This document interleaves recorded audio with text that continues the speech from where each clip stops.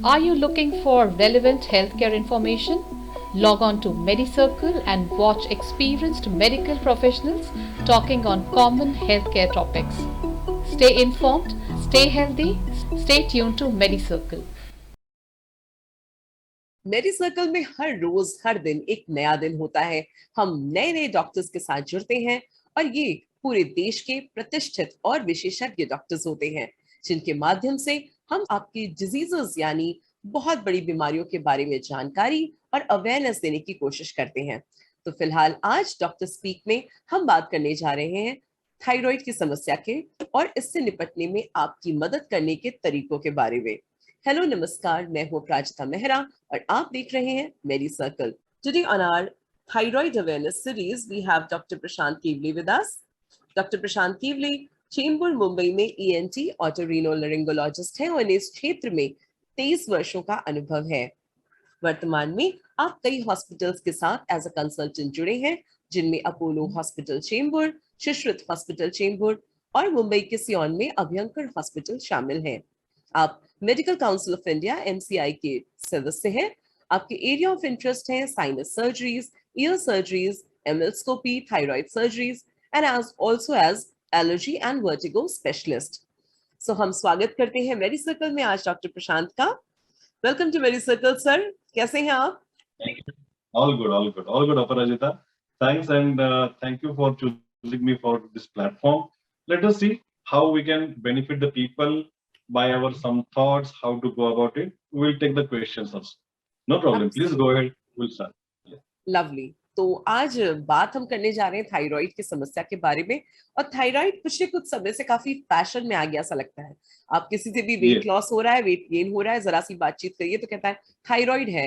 चाहे उसने डॉक्टर तक जाके पता किया है या नहीं, वो अलग चीज है। लेकिन हम आज इसी विषय में बात करके थोड़ी अवेयरनेस लोगों के बीच में बढ़ाना चाहते हैं। तो मेरा पहला प्रश्न रहेगा डॉक्टर प्रशांत कि किसी व्यक्ति को कैसे पता चलेगा कि उसे थायराइड की प्रॉब्लम है? सी थायराइड की प्रॉब्लम वेरी कॉमनली पेशेंट अभी आपको मालूम पड़ेगा कि सामने एक स्वेलिंग आ गई, तो ये यहाँ पे यहाँ ये रीजन में अगर स्वेलिंग है जो उठ के दिख रही है या आपको हाथ में महसूस हो रही है, तो वो थायराइड की स्वेलिंग रह सकती है। तो ये तो कॉमन तरीका होगा कि आपको मालूम पड़ता है कुछ तो अजीब है और उसके लिए आप कंसल्ट करो। लेकिन थायराइड की ऐसी भी बीमारी है कि जिसमें स्वेलिंग नहीं दिखेगी। Thyroid is like petrol to the vehicle. जैसे अपना बॉडी चलेगा वो पेट्रोल है, तो अगर ये पेट्रोल ज्यादा होगा तो भी प्रॉब्लम है और कम होगा तो भी प्रॉब्लम है। अगर थायराइड मात्रा कम होती है तो क्या होगा, आपका इंजन स्लो हो जाएगा, तो आप मोटे बन जाओगे, भूख लगेगी नहीं, आपका जो यू बिकम फैट, स्थूलपना बढ़ जाएगा, एकदम आपको लगता है कि मैं कुछ काम नहीं करने का मन कर रहा है, सुस्ती आ जाएगी। तो ये हो गया आपका पेट्रोल कम हो गया।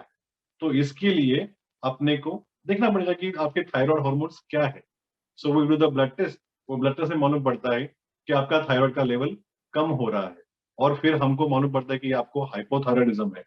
तो हम वो ढूंढते भी है कि ये क्यों हो गया है, कि अंदर अपने बॉडी ने कुछ उसके ऊपर अटैक किया है और उसके लिए अपने को इन्फेक्शन हो गया है, तो हम वो फाइंड आउट करेंगे, अकॉर्डिंगली उसके मेडिसिन देंगे। तो इस तरीके से अपने को ये थायराइड हार्मोन गोली में दी जाती है, जो आपको सुबह सुबह लेनी पड़ती है खाली पेट, क्योंकि पहला पेट्रोल डालो फिर अपनी गाड़ी चलेगी। तो वो हिसाब से सुबह अपने को पेट्रोल डालना पड़ेगा और फिर अपनी गाड़ी चलेगी। तो ये होगा हाइपोथायराइडिज्म का ट्रीटमेंट, हम फाइंड आउट करेंगे। अभी कभी ये पेट्रोल ज्यादा हो गया तो क्या होगा, ब्रेन एकदम शार्प होगा, एकदम फास्ट, वो आदमी को चैन नहीं है, यहाँ वहां चल भी चल, fast thinking, fast talking, he is no tremors, हाथ ऐसे कांपते रहेंगे, जबान कांपती है कभी कभी, एकदम दुबला पतला हो जाएगा, क्योंकि बॉडी भी फास्ट हो गई ना, बॉडी की मेटाबॉलिज्म भी फास्ट हो गई, बिल्कुल, क्योंकि अपना पेट्रोल ज्यादा हो रहा है। जी हाँ, पेशेंट को डायरिया होता है, ज्यादा भूख लगती है, क्योंकि वो सब तेजी में है। यहाँ पे भी सामने स्वेलिंग नहीं रहती कभी कभी, तो हमको ढूंढना पड़ेगा कि ये फास्ट क्यों हो गया इंजन। तो पहला हम लोग को T3 T4 TSH thyroid hormone level करेंगे, उसमें समझेगा कि T3 T4 बहुत बढ़ गया है, TSH बहुत ही नीचे है, तो हम समझते हैं कि भाई इनका इंजन ज्यादा है, हाइपरथायरॉयडिज्म, तो उसका हम कारण ढूंढते हैं, कभी कभी स्कैन कराते हैं, समझ में आता है कि एक छोटी सी जो गांठ दिखती नहीं है, लेकिन वो गांठ में से ये हार्मोन ज्यादा जा रहे हैं। भले यहाँ पे कोई गांठ नहीं है, आपके नॉर्मल गांठ के अंदर बीचों बीच छोटी सी गांठ, 2 मिलीमीटर 5 मिलीमीटर, जिसको हम हॉट नोडल बोलते हैं, जो पेट्रोल ज्यादा बना रहा है, तो हम उसको निकालने का ऑप्शन रखते हैं, या तो फिर दवा से ये इंजन को कम कर देंगे ताकि इसका इफेक्ट बॉडी पे नहीं रहे, और इस तरह से we can treat. So we have hyperthyroidism और हाइपोथायरॉयडिज्म, जहां पे स्वेलिंग नहीं रहेगी या रहेगी भी, और अगर स्वेलिंग है और ये हाइपर भी नहीं है हाइपो भी नहीं है, यानी आपका इंजन नॉर्मल चल रहा है, पेट्रोल नॉर्मल है, तो खाली स्वेलिंग दिख रही है, कॉस्मेटिक है, तो ऑप्शन आपके ऊपर है कि निकालना है कि रखना है। ऐसा समटाइम्स जब हम उसमें एफएनएससी करते हैं तो मालूम आता है कि इसमें सब कुछ नॉर्मल लेकिन कैंसर दिख रहा है, तो निकालने का ही ऑप्शन रहेगा। सो ये व्हेन आपको अगर गांठ दिखी तो 100% जाना है, गांठ नहीं दिखी लेकिन लक्षण दिख रहे हैं, मोटापा बढ़ रहा है, भूख नहीं लग रही है, कॉन्स्टिपेशन है, सोचने का ढंग कम हो गया, तो आपका पेट्रोल कम है या फिर चल ज्यादा है, हाइपर में है, तो भी आपको इन्वेस्टिगेट करना पड़ेगा।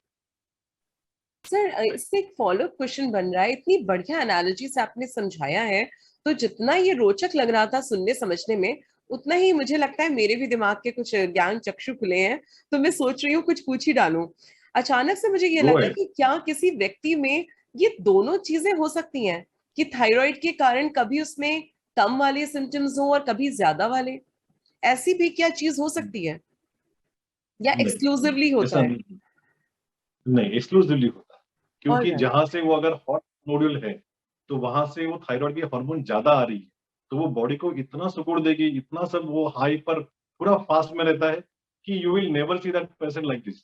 ही विल बी एकदम thin person, sharp, and he will be tremors, and it is different. आंखें बाहर आती है, क्योंकि ये सब फैट खत्म हो जा रहा है, क्योंकि बॉडी का मेटाबॉलिज्म फास्ट हो रहा है। तो राइट। ये को एग्जिस्ट नहीं कर सकती ये हाइपर, सिचुएशन, या तो हाइपो होगा या हाइपर होगा। ऑल या राइट। तो हाइपर हो। जी। अगर हम दवा देंगे तो हाँ दवा हाँ। में फिर कभी हाइपो हाइपर हो सकता है, लेकिन प्रेजेंटेशन में ऐसा नहीं होता, आइदर ऑल हाइपो होगा या हाइपर होगा। यस। All right. अच्छा, एक थायराइड से जुड़ी हुई एक और प्रॉब्लम के बारे में ज्यादातर लोग हमसे पूछते रहते हैं, और उन्हीं दर्शकों के सवालों में से एक है कि क्या थायराइड की प्रॉब्लम प्रेगनेंसी के चांसेस को इम्पैक्ट करती है किसी तरीके से? Yes, see pregnancy it's a play of lot many hormones. Pregnancy conceive करने से प्रेगनेंसी कैरी करने तक it's only play of hormones. Female में जो एफएसएच, एलएच है, थायराइड स्टिमुलेटिंग, ये सब हार्मोन ब्रेन कंट्रोल करता है। जहां पे ये हार्मोन चेंज होते हैं, वो एफएसएच, एलएच ये भी बनना, प्रेगनेंसी रुकना, क्योंकि मेटाबॉलिज्म फास्ट हो जाता है और एबॉर्शन हो जाता है। तो हाइपरथायरॉयडिज्म है तो chances of abortion are more. अगर आपको हाइपोथायरॉयडिज्म, पेट्रोल ही कम है, बॉडी में मेटाबॉलिज्म नहीं है, सो वो कैरी नहीं कर सकते, तो कंसीव ही नहीं बनते, प्रेगनेंसी नहीं बन सकेगी, क्योंकि आपके बॉडी में वो मेटाबॉलिज्म नहीं आ रही है कि जो प्रेगनेंसी को कैरी कर सके, लेके जा सके, कंसीव कर सके। राइट। इसके लिए प्रेगनेंसी का हर प्रोटोकॉल में अगर आप प्लान करते हो तो 100% आपको T3 T4 TSH blood test करते ही है। Your gynaecologist will definitely do this test prior if you are planning for pregnancy, because that will 100% give you the results if your hormones are kept normal by medication or by which other means. Pregnancy will definitely have effect of thyroid, hyper or hypo, both. All right. तो ऐसे में अगर कोई conceive करने को plan कर रहा है या फैमिली में जाने की सोच रहा है, और उससे जरा भी Yes. अगर डाउट है कि ऐसे सिम्टम्स हैं उसे, तो उसे इस चेक के साथ ही कंफर्मेटरी किसी आना डॉक्टर चाहिए। से, विशेषज्ञ से मिलना चाहिए, और उनकी सलाह के आना बाद ही आगे बढ़ना चाहिए प्रेगनेंसी में। चाहिए। राइट। Yes. ओके। सर, ये थायराइड से रिलेटेड एलिमेंट्स का कोई क्योर होता है? सुना है थायराइड के साथ जुड़े हुए काफी सारी प्रॉब्लम्स आती हैं, तो जरा मैं चाहूंगी आप इस पे भी लाइट थ्रो करें और कुछ डिटेल में बताएं। See 100%, जैसे कि मैंने बोला कि अगर पेट्रोल ज्यादा है या पेट्रोल कम है, वो तो हम मैनेज कर लेंगे दवा से। अब ये क्यों हुआ, इसके पीछे भी हम इन्वेस्टिगेशन करते हैं। अगर ये हाइपर है, हाइपो है, मालूम पड़ा कि छोटी सी गांठ है जिसके वजह से हाइपर हो रहा है, तो हम उसको निकाल देंगे ऑपरेशन से, वन स्टेप। या तो फिर कोई पेशेंट को ऑपरेशन करने का तैयारी नहीं है और उनको प्रेगनेंसी भी करनी है, तो हम दवा से इसको कंट्रोल में रखेंगे, तब तक उनका प्रेगनेंसी कैरी हो जाएगा, डिलीवर्ड हो जाएंगे, और उसके बाद we can give them option कि ये निकाल दे, या तो फिर हम रेडियो आयोडीन दे सकते हैं। रेडियो आयोडीन जो दवा है, जो दवा से ये थायराइड की जो हाई फंक्शनिंग जो ग्लैंड है, उसको हम एबॉलिश कर सकते हैं या मार सकते हैं। लेकिन वो ऑप्शन प्रेगनेंसी के पहले अपन नहीं ले सकते, जिसका फैमिली पूरा हुआ है, मेल हो या फीमेल हो, क्योंकि जो रेडियो आयोडीन की जो गोलियां है, वो सब जगह डैमेज करने वाली है। तो इसके लिए फिर उसके लिए आपका फैमिली कंप्लीट होना जरूरी है, और उसके बाद आपके पास दो ऑप्शन है, या तो ऑपरेशन करके वो हाइपर वाली गांठ निकालो, या तो फिर रेडियो आयोडीन ले, या तो फिर जन्म भर आप गोली से उसको इफेक्ट को दबाते रहो, वैसा।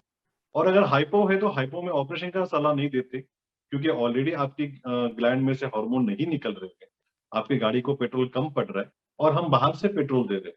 जब हम गांठ निकालेंगे तो ये पेट्रोल की मात्रा और लगने वाली है। तो बिल्कुल इसके सही। लिए हाइपोथायरॉयडिज्म में आपको खाली दवा खानी है, आपका पेट्रोल डालो, गाड़ी चलाओ। राइट। यस। ओके। अब इसी में आपने ऑपरेशन की जब बात आप ले ही आए हैं, तो एक और बहुत बड़ा कंफ्यूजन है लोगों में, और मैंने देखा है कि मैक्सिमम लोग थायराइड के इलाज से इसलिए बचते हैं कि उनका मानना है कि थायराइड के ऑपरेशन से एक स्कार, वो जो गले में जो निशान पड़ता है, उसके कारण बहुत से लोग कॉन्शियस होकर इससे बहुत घबराते हैं। तो ऐसे में what's your take on this doctor, मैं जानना चाहती हूँ। See, if you see very closely, you will see few lines. So, दो आपने ऑपरेशन नहीं किया है, फिर भी लाइन है। So, वही और एक लाइन बन जाएगी। तो इसमें this is not bad at all, this doesn't look, यानी इतना भी कुछ वो बैड नहीं दिखेगा। एक छोटी सी लाइन हल्की सी रहेगी, जैसे आपके पास गले में दो लाइनें। फिर भी कोई कोई पेशेंट्स जो रहते हैं वो बोलते कि नहीं, हमको सामने नहीं लेनी है लाइन, तो हम उनको ऑप्शन देते हैं कि हम एंडोस्कोपी से करें। एंडोस्कोपी से हम मुंह के अंदर से, इसके स्किन के अंदर से रास्ता बना के ये गांठ निकाल सकते हैं, या ओके। तो आपके आर्म पिट में से दूरबीन डाल के यहाँ तक पहुंच सकते हैं। जी। तो ये ऑप्शन भी है, लेकिन इसमें लिमिटेशन, गांठ का साइज छोटा होना चाहिए, क्योंकि इतनी बड़ी गांठ और इतने छोटे से पोर्ट में से बाहर कैसे आएगी। सो तो ट्रू। अगर वो गांठ छोटी है, हाँ हाँ। तो आपके पास और ऑप्शन है कि हम दूरबीन से जाके वो गांठ को निकालें। जी। लेकिन इतनी बड़ी गांठ है तो आपके पास और कोई ऑप्शन नहीं है, एक इंसिजन ले ले, ये गांठ को निकाले, क्योंकि ये गांठ आगे चल के वो चेस्ट के अंदर जाएगी, तो ये ज्यादा कॉम्प्लिकेशन करती है। तो हम बिल्कुल। बोलते हैं कि जब गांठ यहाँ पे है, आ जाओ, और क्या। ज्यादा फैलेगी जी। तो उसके ज्यादा कॉम्प्लिकेशन होते और हैं। एसेंशियली जान है तो जहान है, कि जरा से ये आप कॉस्मेटिक लुक के लिए जरा सा आप कॉन्शियस हो रहे हैं, लेकिन अगर आपको वही चीज आगे जाके और डेंजरस होने वाली है, आपको और कॉम्प्लिकेशंस लाने वाली है प्रॉब्लम्स के साथ बॉडी में, तो ऐसे में तो उससे बेटर है कि we should get rid of it completely. Because he will give you the best option. He will, if he thinks कि नहीं ये दूरबीन से नहीं होगा, leave it to him. Ultimately अपने को गांठ निकालनी है, cosmetic is secondary. So if सोचिए। ही फील्स कि ना ये गांठ का साइज ज्यादा है, सामने से incision, doesn't matter, it will not be seen. आप 6 महीने के बाद बोलोगे कौन सा ऑपरेशन किया था, दिख नहीं रहा है इसका, हम्म। तो it is okay, fine, have small scar, no problem. और फिर भी अगर छोटे गांठ है तो फिर आपके पास दूरबीन का ऑप्शन तो है ही। बिल्कुल। So yes. बहुत ही अच्छी बात यस। बताई, और आपने बहुत ही स्पॉटिंग तरीके से हमारे सारे क्वेश्चंस को आज वील्ड किया है। बहुत मजा आया आपसे बातचीत करके, और मुझे लगता है आपने इतना अमूल्य समय हमें दिया, वो भी इतना late after such a hectic day schedule, you could take time out. So I would like to thank on behalf of everyone here at MediCircle that it was really a pleasure hosting you today, and it was an amazing interview. मुझे लगता है हमारे दर्शकों को बहुत कुछ जानने को मिला आपसे। धन्यवाद सर। नमस्कार। Thank you, thanks a lot, thank you, bye.